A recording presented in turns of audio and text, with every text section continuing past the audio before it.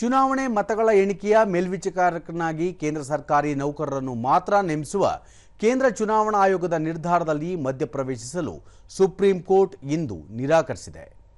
ನ್ಯಾಯಮೂರ್ತಿ ಪಿಎಸ್ ನರಸಿಂಹ ಹಾಗೂ ನ್ಯಾಯಮೂರ್ತಿ ಜೋಯ್ ಮಾಲಾ ಬಾಗ್ಚಿ ಅವರನ್ನೊಳಗೊಂಡ ನ್ಯಾಯಪೀಠ ಚುನಾವಣಾ ಆಯೋಗದ ಮಾರ್ಗಸೂಚಿಗಳನ್ನು ಕಟ್ಟುನಿಟ್ಟಾಗಿ ಪಾಲಿಸಬೇಕು ಎಂದು ಆದೇಶಿಸಿದೆ.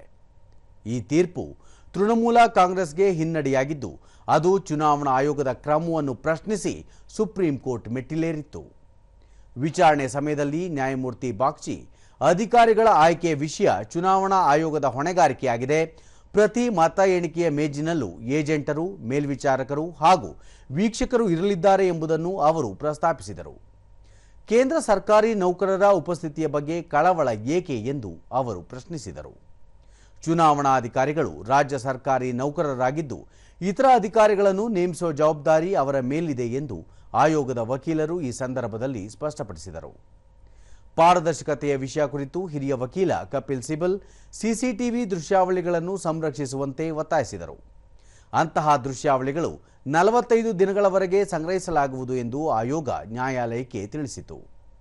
ಚುನಾವಣಾ ಆಯೋಗದ ಸುತ್ತೋಲೆಯನ್ನು ಅಕ್ಷರಶಃ ಜಾರಿಗೆ ತರಬೇಕು ಎಂದು ಸುಪ್ರೀಂ ಕೋರ್ಟ್ ತನ್ನ ಅಂತಿಮ ಆದೇಶದಲ್ಲಿ ಪುನರುಚ್ಚರಿಸಿತು.